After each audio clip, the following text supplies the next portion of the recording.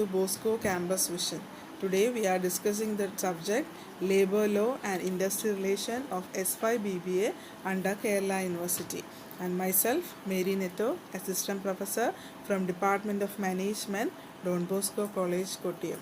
Today we are discussing the topic Statutory Provisions Concerning Health. This is an important topic, and so first we can discuss what is health. We already discussed that health is a state of complete physical and mental and social well-being and not merely the absence of diseases. And so it is the outcome of the interaction between the individual and his environment. So we already discussed in the last series what is health. So, and in continuation with that, we can discuss the statutory provisions concerning health. So these are the certain provisions concerning employees' health. That is, the Factories Act 1948 lays down the following provisions concerning employees' health. That is, cleanliness, disposal of waste and effluents, ventilation and temperature, dust and fumes, artificial humidification, overcrowding, lighting, drinking water, latrines and urinals, and the last is spittoons. So let's discuss one by one. First is cleanliness. So every factory shall be kept clean and free from effluent arising from any drain or other nuisance. So accumulation of dirt and refuse shall be removed daily by some effective method. So the floor of every workroom shall be cleaned at least once in every week by washing or using disinfectant when necessary or by some effective method. So cleanliness, it means that every factory should be kept clean and free from effluent arising from any drain or other nuisance. Cleanliness വൃത്തിയാക്കുക എന്ന് നമുക്ക് പറയാം. അപ്പോൾ എല്ലാ ഫാക്ടറീസും എങ്ങനെയായിരിക്കണം, എല്ലാ തരത്തിലുള്ള അഴുക്ക് അല്ലെങ്കിൽ ചീത്ത വസ്തുക്കളിൽ നിന്ന് വൃത്തിയായിട്ട് സൂക്ഷിക്കേണ്ട ഒരു സാഹചര്യം ഇൻഡസ്ട്രി എംപ്ലോയർ കൊണ്ടുവരിക. അതായത് every factory should be kept clean and free from effluent rising എന്ന് പറഞ്ഞാൽ ചീഞ്ഞ വസ്തുക്കൾ അല്ലെങ്കിൽ ഈ പറഞ്ഞ ഡസ്റ്റ് ആവാം, ഫ്യൂംസ് ആവാം. അപ്പോൾ അങ്ങനെയുള്ള എല്ലാ തരത്തിലുള്ള നോയ്സുകളും എടുത്തു മാറ്റുക. And the accumulation of dirt and refuse shall be removed daily by some effective method.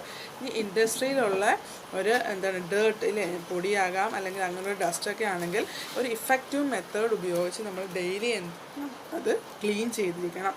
And so the floor of every work room shall be cleaned at least in every week by washing or using disinfectant where necessary or by effective method. അതുപോലെ daily നമ്മൾ clean ചെയ്യുന്നതിനോടൊപ്പം weekly once നമ്മൾ എന്ത് ചെയ്യണം, ആ റൂമൊക്കെ ഒന്ന് wash ചെയ്യുക അല്ലെങ്കിൽ അത് ഡിസിൻഫെക്റ്റ് ചെയ്യുക. അപ്പോൾ ഒരു ഇഫക്റ്റീവ് മെത്തേഡ് ഏതാണോ അതുപയോഗിച്ച് ക്ലീൻ ചെയ്യുന്നതിനോടൊപ്പം നമുക്ക് വാഷ് ചെയ്യുകയോ നമ്മൾ വാക്യൂം ചെയ്യാറുണ്ടല്ലേ. അപ്പോൾ എങ്ങനെ വെച്ചാലും ഇൻഡസ്ട്രിക്കകത്തെ പൊടിയും ഫ്യൂംസ് അങ്ങനെയുള്ള അഴുക്കുകളെല്ലാം തന്നെ നമ്മൾ എടുത്ത് മാറ്റിയിരിക്കണം. That is the first statutory provision concerning health. And the second is disposal of waste and effluents. That is, effective arrangement shall be made in every factory for the treatment of waste and effluents due to manufacturing processes carried on therein, so as to render that influence and other disposal. അപ്പോൾ second is disposal of waste and influence. അറിയാലോ, ഇൻഡസ്ട്രിയിൽ ഉണ്ടാകുന്ന വേറെ human waste ആവാം, factory waste, raw materials ഉണ്ടല്ലേ, ഒരു finished പ്രോഡക്റ്റിനുള്ള waste ആവാം. ഇതിനെയൊക്കെ ഇഫക്റ്റീവായിട്ട് നമുക്ക് എന്ത് ചെയ്യണം, ഡംപ് ചെയ്യാനുള്ളൊരു പ്രോസസ്. ഒരു മാനുഫാക്ചറിങ് യൂണിറ്റ് ആണെങ്കിൽ അവിടെ ഈ ഡിസ്പോസൽ ഓഫ് വേസ്റ്റ് നമ്മൾക്ക് എന്ത് ചെയ്യണം, നല്ല രീതിയിൽ ചെയ്തിരിക്കണം. So this is A disposal of waste and influence is A second statutory provision concerning health. And third is ventilation and temperature. That is, effective and suitable provision shall be made in every factory for securing and maintaining in every workroom the circulation of fresh air such as temperature as will secure to workers therein reasonable condition of comfort and prevent injury to health. For ventilation and temperature അല്ലേ. അപ്പം ഇതെന്ന് പറയുമ്പോൾ എന്താണ്, suitable provision should be made in every factory for securing and maintaining every worker room in circulation of fresh air, that is temperature.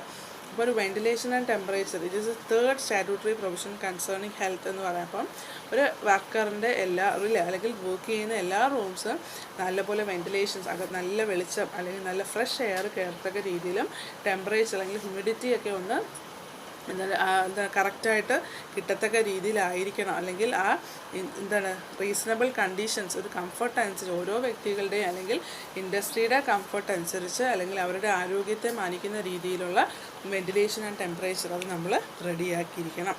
And the fourth is dust and fumes. അറിയാലോ, പൊടിയും പുകകളും. So where dust or fumes or impurity of such a nature likely to be injurious or offensive to the worker is given off as a result of manufacturing processes being carried on in a factory.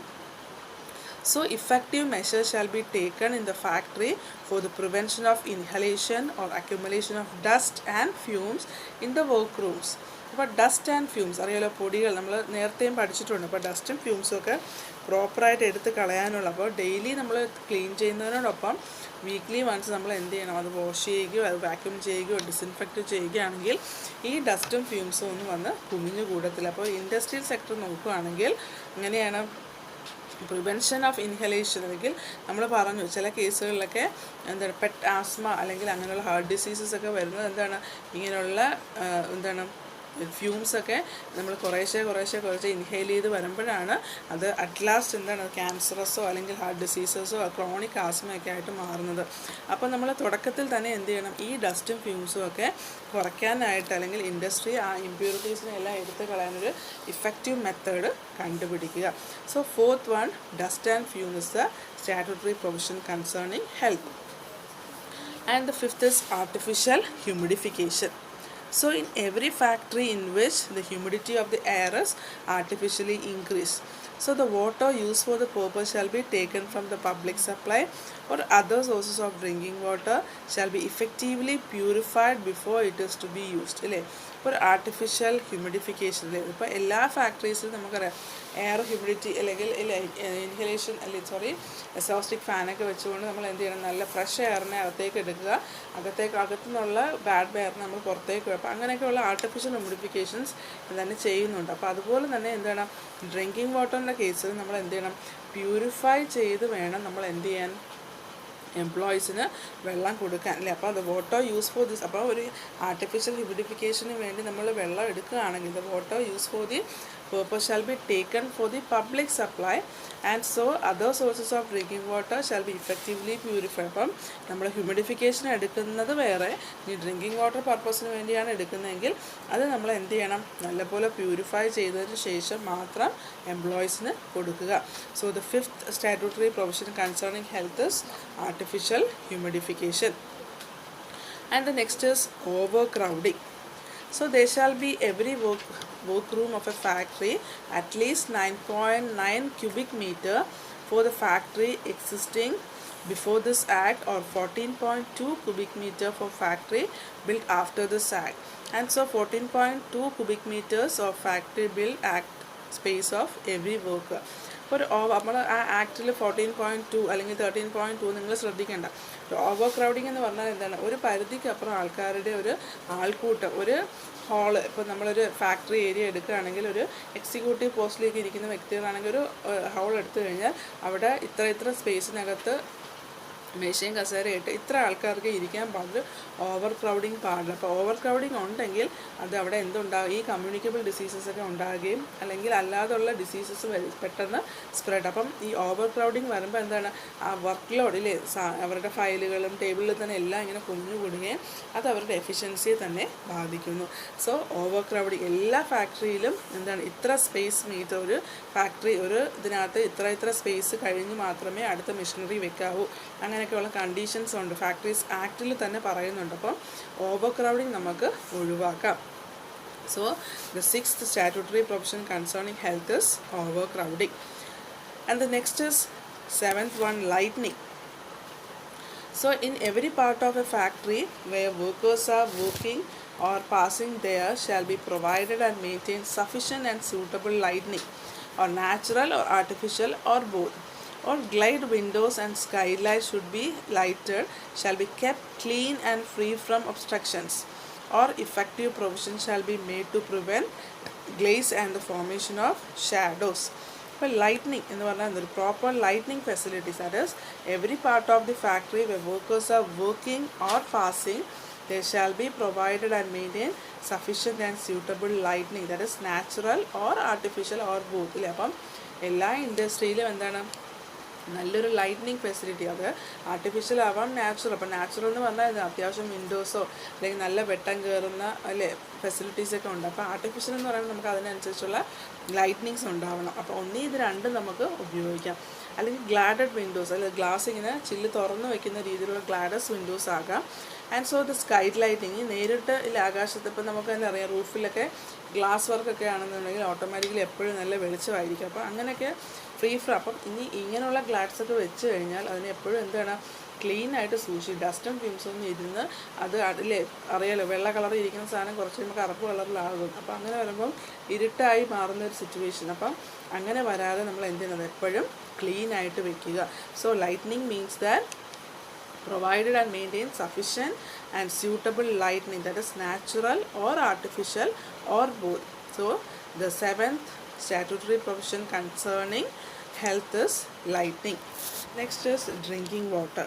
So in every factory, effective arrangement shall be made to provide and maintain at suitable point conveniently situated for all workers employed therein a sufficient supply of wholesome drinking water.